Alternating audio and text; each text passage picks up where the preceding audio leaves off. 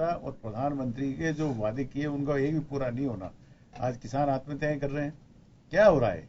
ये प्रधानमंत्री जी की बौखलाहट है कि जिस तरह का उन्होंने वातावरण 4 राउंड में देखा कि वहां कुछ नहीं मिल रहा बीजेपी को, वहां बीजेपी का सुपड़ा साफ हो गया, तो 5वें राउंड से पहले उन्होंने जो है वो कब्रिस्तान और क्या बता किस किस की शमशान की मांग करने लगे, दिवाली होली की बात करने लगे, रमजान की बात करने लगे। एक देश के प्रधानमंत्री की जिसकी जिम्मेदारी संपूर्ण देश के संपूर्ण लोगों की है, सबका साथ सबका विकास करने वाला नेता ये कह रहा है हिंदू मुसलमान की बात करने लग गया। इससे साफ स्पष्ट है कि भारतीय जनता पार्टी केंद्र के अंदर जो फेल्योरशिप रही है, प्रधानमंत्री की यूपी में जो फेल्योरशिप रही है, आज वो उसको बर्दाश्त नहीं कर पा रहे। उनको पता लग गया कि वो दौर से बाहर है। तो अल्टीमेट वो जो पुराना जो इनका राग है, जो सांप्रदायिक ध्रुवीकरण का जो कार्ड हमेशा बीजेपी खेलती है, वो उस पर अपने औकात पे वापस आ गए और उन्होंने वही वापस चालू कर दिया। और उसका नतीजा ये है कि आज इतनी बौखलाहट बीजेपी के नेताओं में है, वो क्या क्या मतलब क्या क्या शब्दों का इस्तेमाल एक राष्ट्रीय पार्टी के नेताओं के लिए करते हैं। कभी कसाब बनाते हैं, कभी और कुछ बनाते हैं, कभी क्या बनाते हैं। देश के प्रधानमंत्री का ये इस तरह जवाब ही नहीं है आप लोगों के पास। तो जवाब आपके पास नहीं है, जिनके पास जवाब नहीं है वो ऐसी बातें करते हैं। ना आपने विकास किया, सिर्फ देश को गलत रास्ते में आप लेके गए हैं। भाई के बीच लड़ाई करने का काम आप करते हैं। आज उसी रास्ते के ऊपर आप चलते जा रहे हैं। आप हमारी चिंता छोड़ो, आप अपनी चिंता को देखो। यूपी में आपने यूपी के 73 सीट से आपको राज मिला था और आज यूपी से सफाई बीजेपी की हो रही है। प्रधानमंत्री आपका अमित शाह की बौखलाहट आप देखिए। अरे आपके पास करने के लिए कुछ है नहीं, आपके पास करने के लिए कुछ नहीं। हमने यूपी को बचाने के लिए, देश को बचाने के लिए समाजवादी पार्टी के नौजवान मुख्यमंत्री से हाथ मिलाया है। देश को विकास के रास्ते पे ले जाने के लिए बीजेपी को उखाड़ने का काम वही वाराणसी से होगा, वही यूपी से होगा। चलिए यूपी हाथ से जाएगी, दिल्ली आपके हाथ से जाएगा, आप मुंह दिखाने लायक नहीं रहे। चलिए शीलदा भाई जी, मैं एक बात कहना चाहूंगा। आप लोग इतिहास के आईने को बहुत जल्दी भूल जाते हैं कि मुझे लगता है कि देखिए, गठबंधन धर्म पे तो किसी को भी उंगली नहीं उठानी चाहिए। फिलहाल आप केवल कांग्रेस के ऊपर उंगली उठा सकते हैं, कांग्रेस आप पे उठा सकते हैं, और वक्त है देखिए, कोई बड़ी बात नहीं कि एक रोज आप लोग भी हाथ मिला लें। गठबंधन धर्म हो गया, विचारधाराएं नहीं है। आप लोग ये मत कहिए कि आप जिस समाजवादी पार्टी को गालियां दे रहे थे किसान यात्रा के दौरान, राहुल गांधी उसे करप्ट बता रहे थे, गुंडा राज बता रहे थे, आज वो हाथ मिला रहे हैं। देखिए आप ये बात, क्योंकि समय जाया होता है इसमें, पीडीपी की बात आएगी, जम्मू कश्मीर में आपने पीडीपी से हाथ मिला लिया। तो मुझे लगता है कि हम लोगों को सबक और सीख लेना चाहिए इतिहास से। अगर आज शिवसेना है, उनका बड़बोलापन था, बीएमसी के अंदर आईना दिखाया पब्लिक ने, ये सब चीजें नहीं बोलना चाहिए। मेरा मानना है, क्योंकि गठबंधन दूसरे देश स्टेट के लोगों को गुमराह कर रहे हो। गठबंधन देखिए वो चाशनी है, जिसकी आंखें देखते हैं उसी की जीभ होठों पे आना शुरू हो जाती है। तो मुझे लगता है कि मजबूरी है राजनीतिक दलों से, जब से रीजनल पार्टियों का उदय हुआ है तब से आप लोगों को ये बोलना ही नहीं चाहिए कि आप उसके साथ, आप उसके खिलाफ। आप लोगों की अपनी परिस्थितियां और मजबूरियां हैं, क्योंकि सब भविष्य के गर्भ में होता है कि कौन किसके साथ बैठेगा। आज मायावती जी के ऊपर आप लोग आरोप लगा रहे हैं, कल को पता लगे कि बहन जी से राखी बंधवाने नरेंद्र मोदी सबसे पहले जा रहे हैं। तो ये कोई वक्त है, देखिए बदल सकता है। तो मुझे लगता है कि ऐसी चीजें नहीं बोलें कि आज तो सोशल मीडिया का जमाना है, लोग यूट्यूब पे संजो के रखते हैं कि आपने देखे इतनी तारीख को ये बोला था, आज आप कहां बैठे हुए हैं। तो इस पे कोशिश करनी चाहिए कि आप लोग थोड़ा बचने के प्रयास करें। चलिए ओम जी, मैं आपके पास में आना चाहूंगा कि देखिए, संयमित भाषा का तो मुझे लगता है कि सैल्यूट तो हर कोई करना चाहिए, लेकिन जैसे मैंने पहले भी आपसे कहा था कि हम विकास की ओर अग्रसर हैं, देश तरक्की के राह पे है, लेकिन जो भाषा चुनावी अंदाज और शैली होनी चाहिए, मुझे लगता है उसमें जमकर गिरावट आ रही है। और उम्मीद की जाती है कि अब की बार नहीं तो अगली बार कहीं तो सुधार होगा, लेकिन कहीं गुंजाइश दिखाई नहीं दे रही ऐसे हालात में। तो देखिए, 4 चरणों में 209 सीटों के चुनाव के मतदान हो चुका है और उसमें किसी तरह की हवा वाला सिलसिला नजर नहीं आया। तो ऐसे में उत्तेजना होना बड़ा स्वाभाविक है। और जो बाकी के 3 चरण बचे हैं, इन चरणों के जो परिणाम 2012 के हैं वो चौंकाने वाले और तकलीफ दे हैं तीनों। एक किसी को बचाने के लिए, किसी को झड़पने के लिए। आज का जो खत्म हो रहा है उसको मैं जोड़ रहा हूँ, उसको मैं जोड़ रहा हूँ। तो इसीलिए ये जो उत्तेजना का आप दृश्य देख रहे हैं, वो ऐसा कुछ अनिश्चित सा नजर आ रहा है कि कोई भी ये नहीं कह सकता कि हम लोग कितनी सीटें हासिल कर लेंगे। और ये जो मैं समझता हूँ कि यही वजह है कि जो हम लोगों ने चर्चा की कि सर्वोच्च न्यायालय के निर्देशों के बावजूद, चुनाव आयोग के निर्देशों के बावजूद जिस तरह की भाषा बोली जा रही है, वो एक प्रशंसनीय भाषा नहीं है। प्रजातंत्र में गठबंधनों की बात देखिए, जब विचारधाराएं गौण होने की स्थिति में आती है तो कॉमन मिनिमम प्रोग्राम बनता है। कॉमन मिनिमम वही आइडियोलॉजी रह गई आजकल। वो आप उसके माध्यम से सरकार चलाने की बात करते हैं, तो इसलिए ये कहना कि इसके साथ बैठ गए या उसके साथ बैठ गए, वो तो आने वाले वक्त में आपको पता लगेगा कौन किसके साथ बैठ जाता है और कैसे बैठ जाता है, क्योंकि जनता को आपको जवाब देना पड़ता है। जनता के बीच आपको जिस विकास के लिए आप क्या है वो करना पड़ता है। ऐसी स्थिति में अब ये गालियों से काम नहीं चलेगा, अब तो आपको गठबंधनों से काम चलाना पड़ेगा। आप सही फरमा रहे हैं। तो उत्तर प्रदेश में 5 चरण का मतदान संपन्न हुआ है, 2 चरण बचे हुए हैं, जिसमें उम्मीद की जानी चाहिए कि शांतिपूर्ण हो और बिल्कुल होंगे भी, लेकिन तल्खी और जुबानी जंग जो है वो सिर चढ़ करके बोल रही है। मुझे लगता है कि उसमें शालीनता बरती जानी चाहिए, चाहे वो देश के प्रधानमंत्री हो और चाहे मायावती जी हो, अखिलेश जी हो, राहुल जी हो, या चाहे कोई दूसरे नेता हो। हमें लगता है कि लोकतंत्र में गिरावट जिस तरह से आती जा रही है चुनावी सभाओं में, वो उचित नहीं है। ये परंपरा बन जाएगी आगे आने वाले चुनाव में, और भी मुझे लगता है कि इसका एक अलग रूप दिखाई देगा जो विकृत कहा जा सकता है, जो होना नहीं चाहिए। चलिए एक छोटे से ब्रेक के लिए रुकेंगे, ब्रेक के बाद हम वापस लौटेंगे और बात करेंगे। डीयू के अंदर अब कांग्रेस और बीजेपी भी कूद गई हैं और वहां पे कैप्टन मनदीप सिंह की बेटी है, वो लगातार कह रही हैं कि अखिल भारतीय विद्यार्थी परिषद के कार्यकर्ता और उनके समर्थक उसे धमकी दे रहे हैं, लेकिन वो डरने वाली नहीं है। देश के लिए वो अपने बाप की तरह गोली भी खा सकती है। चलिए छोटे से ब्रेक के बाद।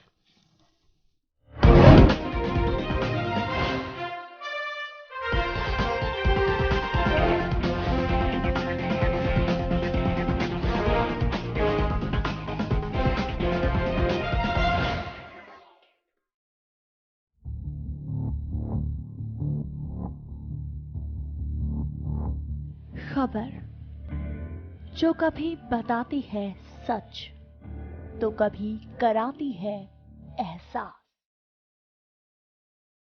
खबर जो है कुछ खास। खबर ही तो है जो कभी बनती है राजनीति से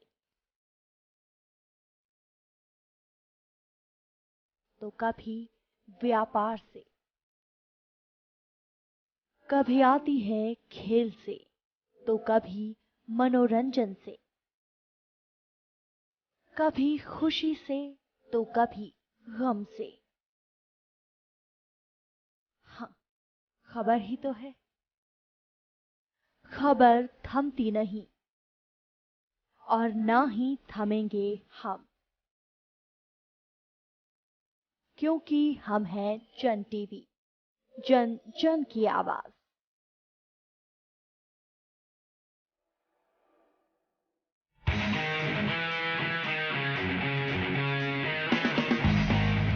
क्या है शेयर मार्केट की चाल, जानिए रियल एस्टेट और प्रॉपर्टी के हाल।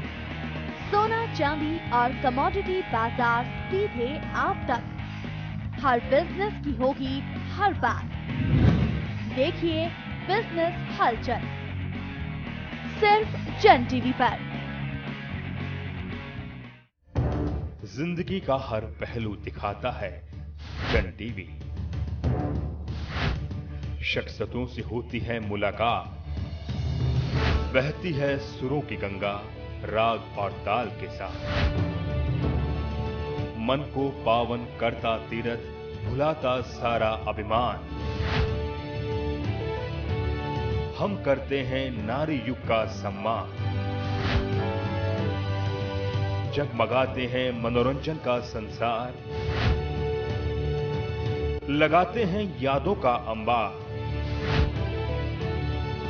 खेलों से बढ़ जाती है मन की रफ्तार, हम हैं आपके दिल की आवाज, जन टीवी, जन जन की आवाज। किसानों की खुशहाली है उन्नत फसल, बीज सिंचाई और बीमारियां।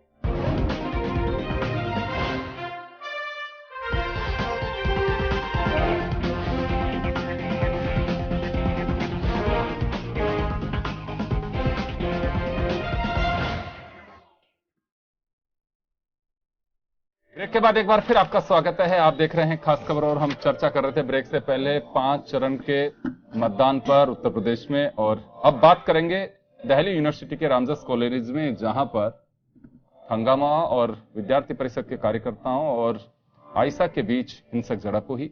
उसके बाद अब बीजेपी और कांग्रेस दोनों ओर से भी बयानबाजी जारी है। रविशंकर प्रसाद और किरण रिजिजू ने कहा है कि ये अभिव्यक्ति की आजादी हम किसी को नहीं दे सकते जिसमें कश्मीर के समर्थन में नारे लगाए जाए। दूसरी तरफ मनीष तिवारी ने साफ कहा है कि अभिव्यक्ति की स्वतंत्रता नहीं, अखिल भारतीय विद्यार्थी परिषद राष्ट्रीय स्वयंसेवक संघ का वो अंग है, ये लोग नफरत फैलाते हैं और बीजेपी सरकार जब से आई है ये पहली मर्तबा इस तरह के हालात नहीं है, हर जगह ये लोग घृणा फैलाने की कोशिश कर रहे हैं। खैर चलिए, लेकिन जो शहीद कारगिल के शहीद मनदीप सिंह की बेटी हैं, उन्होंने साफ कहा है कि मेरा किसी राजनीतिक दल या छात्र संगठन से कोई वास्ता नहीं है, ना ही वो किसी से डरती हैं। अपने बाप की तरह देश के लिए वो गोली भी खाने को तैयार है, लेकिन किसी से डरेंगे नहीं। लगातार उन्हें धमकियां भी मिल रही हैं, लेकिन उनकी वो परवाह नहीं करती हैं। लेकिन चलिए, अब ये राजनीतिक अखाड़ा बनता जा रहा है और जो मनदीप की बेटी हैं उनका साफ कहना है कि इसे राजनीतिक रंग नहीं दिया जाना चाहिए, लेकिन ऐसी ताकतों को भी दूर रखना चाहिए। वो ये केवल महज इस नाते अगर कोई इस तरह की स्थितियां पैदा करता हो कैंपस के लिए उचित नहीं है। चलिए ओम जी, मैं आपके पास में आना चाहूंगा, लेकिन उससे पहले चलिए जरा सुनिए किरण रिजिजू और मनीष तिवारी क्या कह रहे हैं। मेरे फेसबुक मैसेंजर पर और बहुत गंदी गंदी बातें लिखी गई हैं और मुझे कहा जा रहा है कि मैं एंटी नेशनल हूं। मुझे अपने नेशनलिज्म प्रूव करने की जरूरत नहीं है किसी को, ठीक है। पर अगर आप एक इंडियन सिटीजन को, I am an Indian citizen, को ये बोलते हो कि हम आपको मार देंगे जान से, हम आपको रेप से थ्रेट कर रहे हैं, देन आप अपनी नेशनलिज्म कंसिडर कर लो। अभिव्यक्ति का आजादी होता है, लेकिन इसका मतलब ये नहीं कि आप देश को टुकड़ा करने का नारेबाजी लगाएंगे, अब अफजल गुरु को सपोर्ट करेंगे, आतंकवादियों को सपोर्ट करेंगे। ये अभिव्यक्ति का आजादी नहीं होता है। आजादी हर किसी को आजादी है, लेकिन जब भारत देश है तभी तो आपको यहाँ पे आजादी मिला हुआ है। भारत के जो आसपास के पड़ोसी देशों से जितने लोग वहां मार खा के तकलीफ झेल करके जो हिंदुस्तान में आया है, क्यों उसको लगता है कि हिंदुस्तान में ही आपको जो पनपने का जो मौका मिलता है, जो शरण मिलता है, उसमें ही शांति है। लोग क्यों violence by senior functionaries of the government is both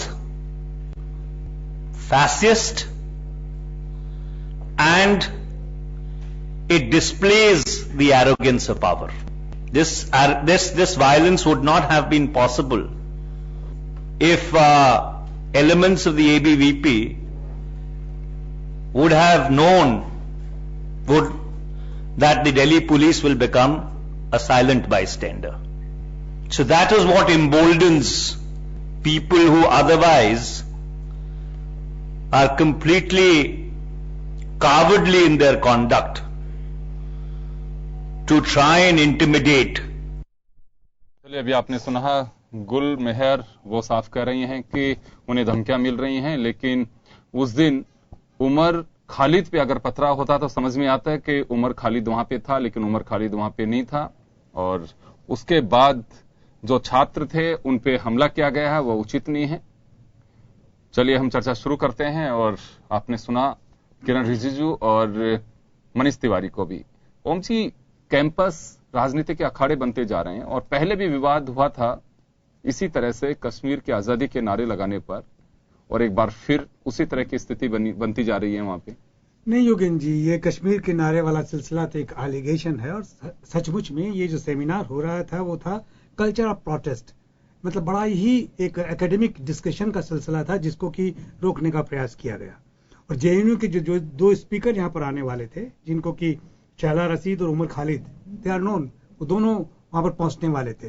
लेकिन इन्हीं सब बातों को, क्योंकि वो आयशा के मेंबर हैं, उनका सोच बहुत अलग किस्म का है, लेकिन वो भारतीय संविधान के अंदर जो कुछ स्वतंत्रताएं दी है उनके तहत बोलते हैं। दुर्भाग्य यह है कि इस मुल्क में अभी जो शासन है वो निश्चित रूप से 2015 याद कीजिए आप, जैसा ऐसे उष्णता का माहौल चला था और लोगों ने अपने पुरस्कार लौटाए थे, उस वक्त भी इस तरह की बातें की जा रही थी। देशभक्ति या राष्ट्रभक्ति या आजादी, इन सारे सवालों का हल ये लोग जो शासन में बैठे हैं वो नहीं निकाल सकते। अगर कोई गलत हो रहा है तो सर्वोच्च न्यायालय हमारे पास में है, सामान्य जन हमारे पास में है। हो ये रहा है कि जो केंद्र के मंत्री हैं वो बढ़ बढ़कर ऐसी बात बोलते हैं जैसे कि कोई उन्हीं को तय करना कि किस तरह का क्या कुछ होगा।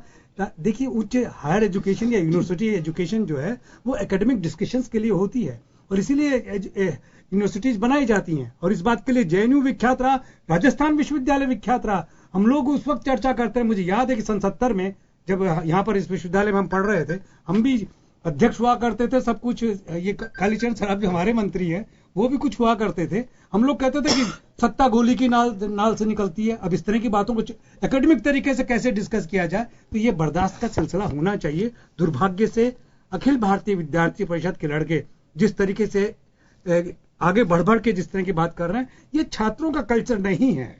ये राजनेताओं का कल्चर हो सकता है, लेकिन छात्रों को तो हायर एजुकेशन की पवित्रता और उन पर चर्चा करने का अपने आप को खुला मंच अपने यहाँ देना चाहिए। और जिस पे नाराजगी है, जिसको साबित किया जा सके कि ये देशद्रोही का सिलसिला है, ये देश के खिलाफ चलने वाली बात है, उसको सार्वजनिक रूप से उसी तरीके से अपने अकाट्य तर्कों से काटना चाहिए, बताना चाहिए, बजाय इसके कि इनके ऊपर लाठियां। एक छोटा सा सवाल है मेरा ओम जी, यहाँ पे जो 2015 का हम जिक्र कर रहे हैं उस पर बीजेपी ने, ये कहीं पे चर्चा में था आज भी, उस पर बीजेपी ने कहा है कि एक माहौल बना के असहिष्णुता का बहाव, यहाँ पे सहिष्णुता का विरोध किया जाता है। लेकिन जो लोग पुरस्कार लौटाने वाले थे, यकायक बिहार चुनाव के बाद सब लोग गायब हो गए, सबने पुरस्कार भी लिए और सब लोग एकजुट भी हो गए। वो आवाज एकदम से जैसे लगे कि एक कुछ दिन के लिए एक पानी के बुलबुले की तरह थी और एक तूफान नहीं मचा तो वापस चले गए सब लोग। ये तरह से ये कहना ये है बीजेपी का कि एक साजिश रची जा रही थी उस वक्त। देखिए, ये बीजेपी का झूठ खड़ा हुआ है। अशोक वाजपेयी आज भी बैठे हैं दिल्ली के अंदर,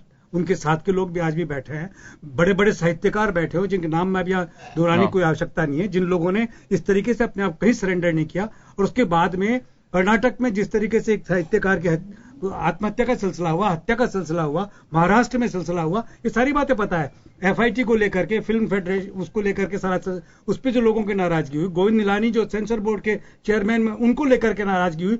हालत ये हो गई कि हमारे राष्ट्रपति को अपने भाषण में कहना पड़ा कि हमें सहिष्णुता के रास्ते पे रहना चाहिए, ये टकराव के रास्ते पे नहीं। हो ये रहा है कि केंद्र के जो मंत्री वो एक स्वर में उसके साथ में बोलते हैं। बच्चे गलती कर सकते हैं, लेकिन जो आप स्थापित राजनेता हैं वो अगर ऐसी भाषा बोलेंगे तो लगेगा कि ये इशारा है सरकार का कि इस तरह की भाषा बोलनी चाहिए। इसलिए मैं कह रहा हूं, केंद्र जैसे जो गृह मंत्री बोल रहे हैं, गृह राज्य मंत्री बोल रहे हैं, वो भाषा उचित नहीं है। ये चर्चा होनी चाहिए। कल्चर ऑफ प्रोटेस्ट में क्या गड़बड़ है, विरोध की संस्कृतियां क्या होती है, कैसे दुनिया में काम करती रही है, इसमें चर्चा होने में क्या दिक्कत थी। अगर वो खिलाफत में जाती है, वहां पर कहां से कश्मीर की आजादी का सवाल आ गया। जब बोलना ही, जब सेमिनार ही रद्द हो गया तो उसके बाद में कहां से आ गया। सेमिनार रद्द होने के बाद में लोगों ने पता नहीं क्या कहा है, लाठियां भांजिए, पुलिस खामोश रहिए, ये सब चर्चा के विषय हैं। चलिए मैं आऊंगा आपके पास में। सुशील शर्मा साहब, मैं आपके पास में आना चाहूंगा कि अभिव्यक्ति की आजादी, बीजेपी का कहना है उसका मिसयूज किया जा रहा है।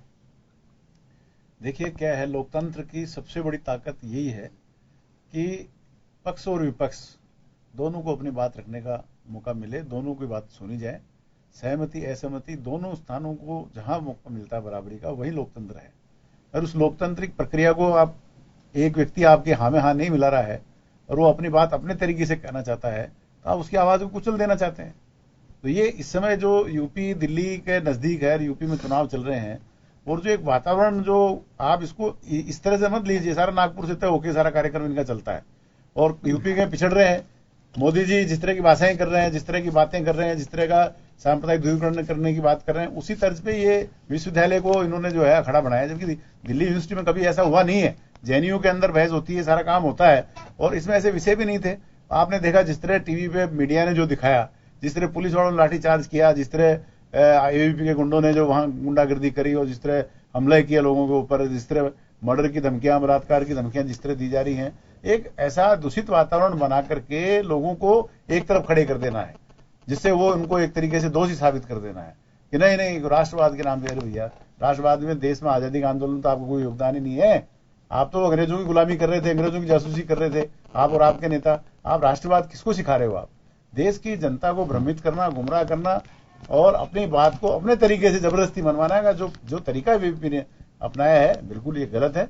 हर व्यक्ति को लोकतंत्र में अपनी बात रखने का हक है, उसके विरोध में ये सारा काम हो रहा है और सीधा सीधा देश में, यूपी में जो वातावरण है उसको और बिगाड़ा जाए, जिससे जो लास्ट के 2-3 चरण बचे हैं, 2 चरण बचे हैं, उनमें कैसे भी करके ध्रुवीकरण तेजी से हो सके।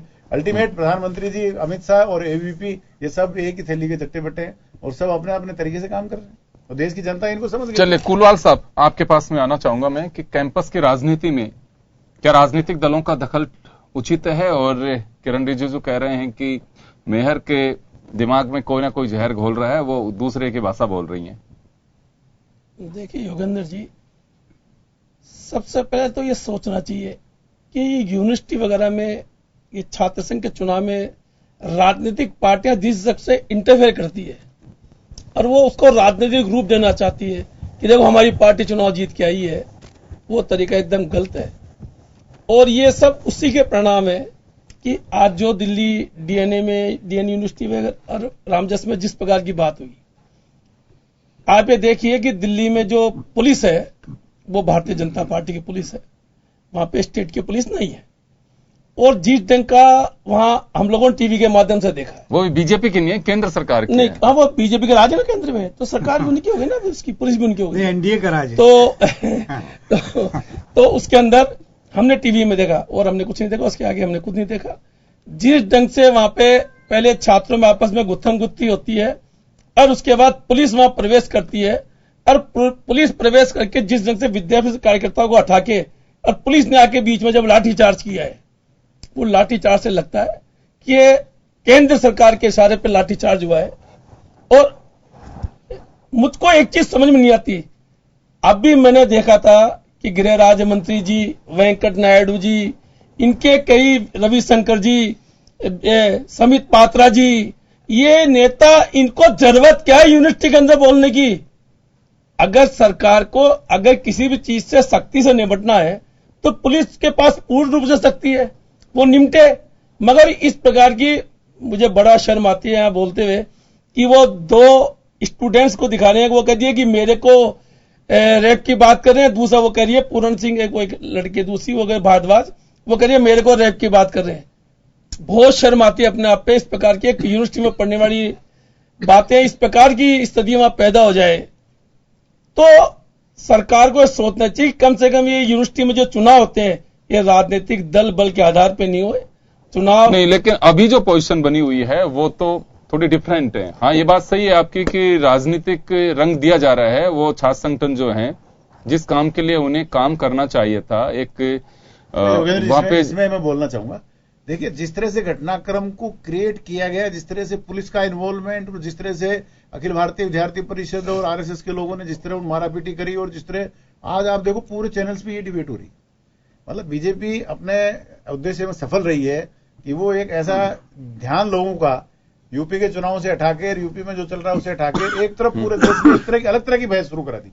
सारे चैनल्स इसमें ये लगे हुए हैं। लेकिन उससे बीजेपी को फायदा क्या होगा? बीजेपी जो सांप्रदायिक ध्रुवीकरण का, राष्ट्रीयता का, इस तरह की जो बातें करती है, जिस तरह का एक वातावरण यूपी में बनाने का प्रयास कर रहे हैं, दिल्ली और यूपी में फर्क क्या? दिल्ली युद्ध से तो यूपी शुरू होता है। आज पूरा मीडिया दिल्ली में बैठा है और दिल्ली में आपने ये जबरदस्ती ये करा करके और ये शो कर दिया कि उधर ये जो इश्यू है, मूल जो समस्याएं देश के प्रति हैं, आम जो बेरोजगारी की जो समस्याएं हैं, आम जो आप देखो नोटबंदी से परेशान आम आदमी है, जो मूल मुद्दे हैं देश के, जो बेसिक मुद्दे हैं जिन पे आप चुनाव जीत के हैं, उनसे ध्यान हटाने का षड्यंत्र भारतीय जनता पार्टी और उसके संगठनों का है, जिसमें अखिल भारतीय विद्यार्थी परिषद को पूरा पुलिस दिल्ली का, केंद्र सरकार जिसके अंडर में दिल्ली की पुलिस है, उसको पूरे प्रोटेक्शन में किस तरह पुलिस वाले लोगों को पीटा है, किस तरह निर्दोष बच्चों में हमला किया है, किस तरह गुंडों से पिटवाया है, और पूरे देश में आज। चलिए आप सभी के आरोपों का जवाब देंगे। हाँ, शील दवाई जी जवाब देंगे इसका। देखिए जी कि जो ये आरोप लगा रहे हैं विद्यार्थी परिषद का, ये तो बेबुनियाद है ही, लेकिन पूरा देश लगा रहा है। एक मिनट, क्या बेबुनियाद है? एक बार जरा सुन लीजिए सुशील जी,